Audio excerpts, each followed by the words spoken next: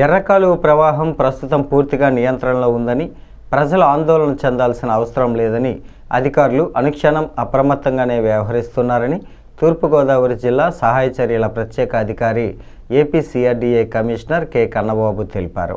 మోంధా తుఫాన్ ప్రభావంతో నేపథ్యంలో నిడదవోలులో ఆయన పర్యటించి తుఫాన్ ప్రభావిత ప్రాంతాల పరిస్థితులను స్థానిక మున్సిపల్ కార్యాలయంలో సమీక్షించారు.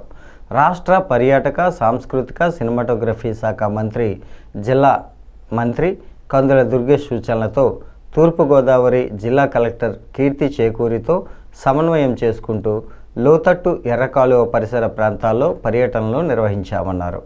ఎర్రకాలువ ఉధృతంగా ప్రవహిస్తుందన్న వార్తల నేపథ్యంలో ప్రజల్లో ఆందోళన నెలకొనగా ప్రస్తుతం 2000 క్యూసెక్కుల నీరు మాత్రమే ప్రవహిస్తోందని, ఇది ప్రమాదకర స్థాయిలో కాదని స్పష్టం చేశారు. తుఫాన్ ప్రభావం ఆధారంగా ప్రవాహం కొంత పెరిగే అవకాశం ఉన్నప్పటికీ పరిస్థితి ఈ పర్యవేక్షణలో ఉందన్నారు.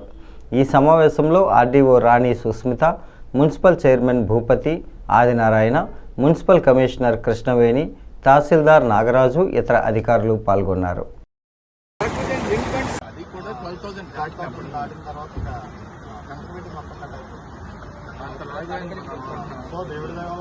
So the cyclone ఏదైతే ఉందో దానికి సంబంధించినటువంటి it is expected to cross the what is that shore tomorrow, maybe in the I don't know the exact timings, but that will be indicated by the disaster management through RTGS.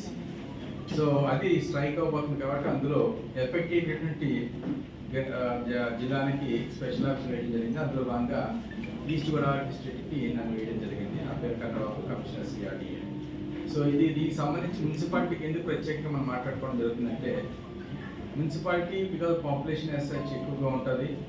రెండు, ఈ disasters cyclones వచ్చినప్పుడు ముందు, during, తర్వాత తీసుకోవాల్సినటువంటి ప్రతి department వారికి కూడా standard operating procedures ఉన్నాయి. Those procedures we to follow.